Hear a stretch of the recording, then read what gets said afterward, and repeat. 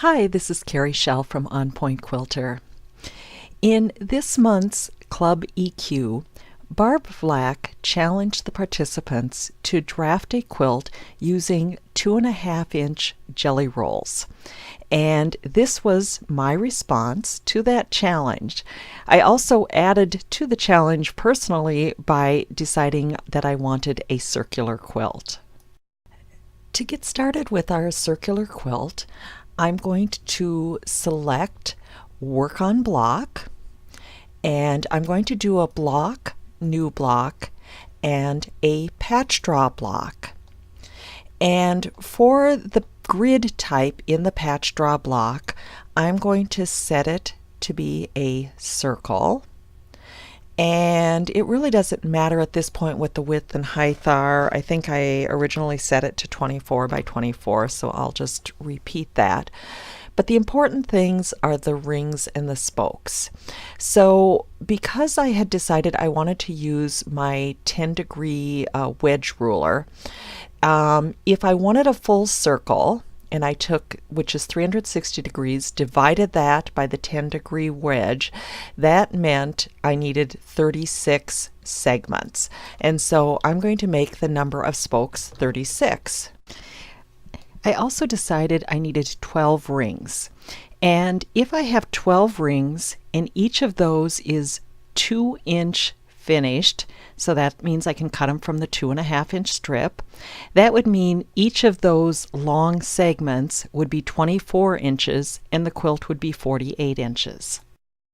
And so that's my basic setup. Now what I just need to do is actually draw one of the spokes. And because I want to use 2.5-inch strips or equal strips, I'm going to make all of the depths of the spokes the same. And I'm going to use the poly draw, not the poly arc, because I don't actually want a curve there, because again I'm using 2.5-inch strips. So I'm going to start by just tracing one of the elements. I like to turn on the Hide Show autofill on closed patches so I can see for sure when I am done. And I'm going to do a little bit more of a zoom here so I can see a little bit closer what I'm working. And again, for PatchDraw, you have to draw all the sides of each element, and then you double click when you get back to the first one.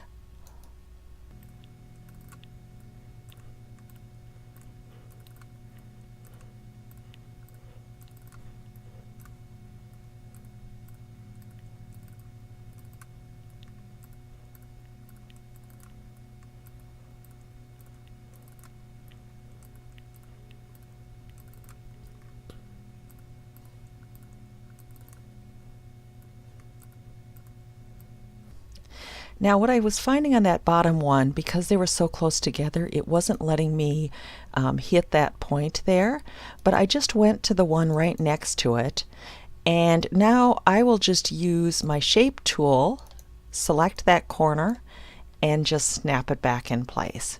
Now I'm going to leave that center alone for a moment because I don't want all those points to meet at the center. That would just be way too many seams coming together.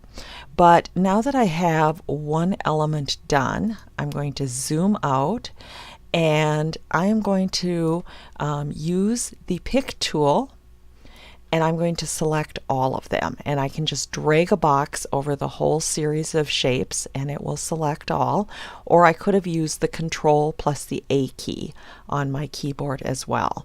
So once I've got that, I'm going to clone, rotate it once, and then snap it into place, clone, rotate it again, snap in place. Now that gives me a group of 3. And now I'm going to zoom in and I'm going to do the corner. And I'm actually going to switch to the poly arc tool for that so I can curve that top there and go down and now I have a corner that has a few less at least seams coming together.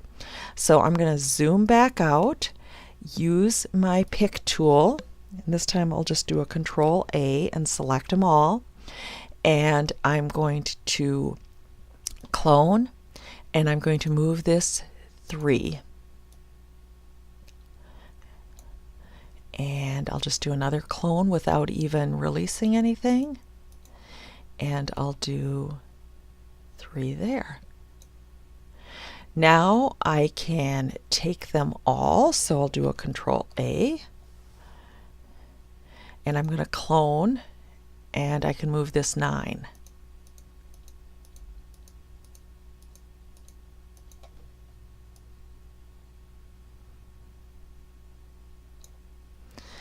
And now I will do another Control A, and I'm going to clone, and I'm going to flip it top to bottom and left to right.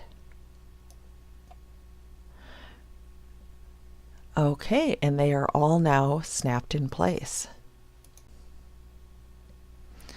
Now, to color this quilt, I decided I was going to just go to the Color tab within EQ, and I was just going to pick a series of colors in a row here. So I'm going to start with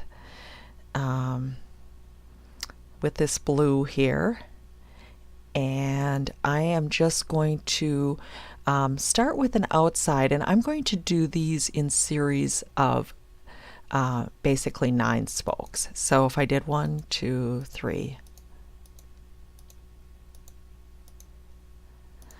and I'm going to actually end there, because then I'm going to repeat at the beginning again.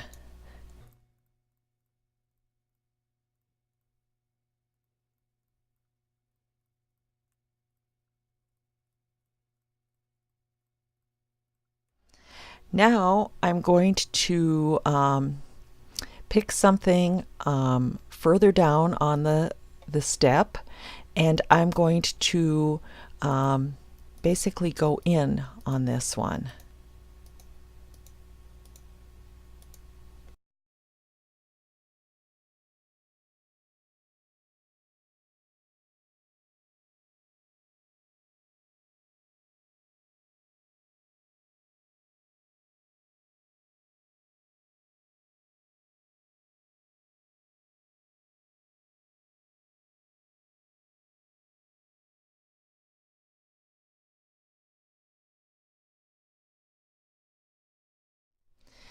Now for the center, I'm just going to keep going. I'm going to use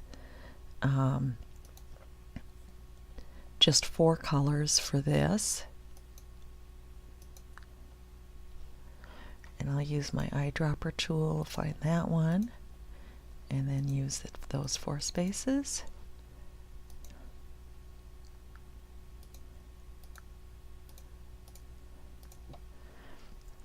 Okay, so now when I go and do the next do these outer segments, my thought was to sort of maybe switch up the color families a bit.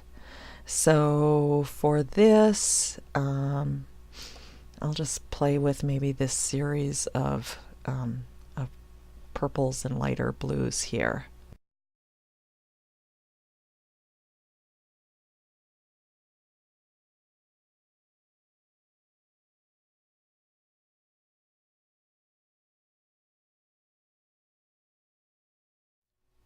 Okay, once I have this done, I'm going to go ahead and add it to the sketchbook. And now I'm actually ready to play with some real fabrics. Okay, now that I've got my basic coloration figured out, now I'm going to go ahead and add fabrics. And this is one where you will want to maybe go to a collection of 2.5-inch strips or a favorite collection that you're currently working with. So I'm going to actually first of all go to my sketchbook. I'm going to go to my fabrics and I'm going to clear everything out that's already there because I don't really want to use these fabrics. Now what I'm going to do is I'm going to go to the library, go to the fabric library, and in my library I had saved a bunch of the fabrics from Anthology's spring collection this year. So I'm going to select the first one, do a Control A to select all of them, and add them to the sketchbook. And I'll go ahead and close. Now what I can do is I can use the spray can and go to the fabrics, and now I can go ahead and do sort of a replace, right, of the fabrics here with something there. So I can basically, you know, sort of go down my path with these blues here.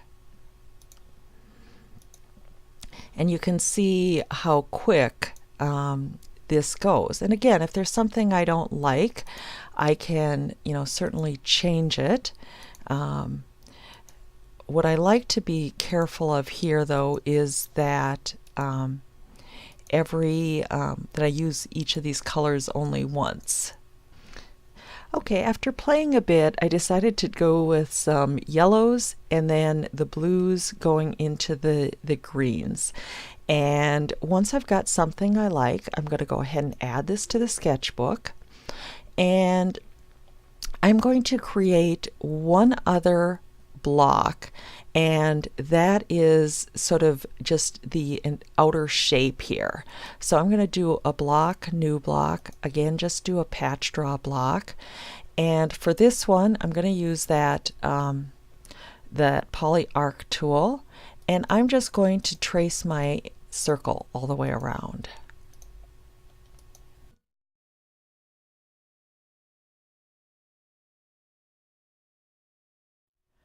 And double click when I get back to the start. And for this one, I'll just pick a different color. And I'm going to, actually I want to go back to this for a minute. Zoom in. And that point is wrong. So I'm going to move that in. I'm glad I caught that. And I'll zoom out and go ahead and add to the sketchbook.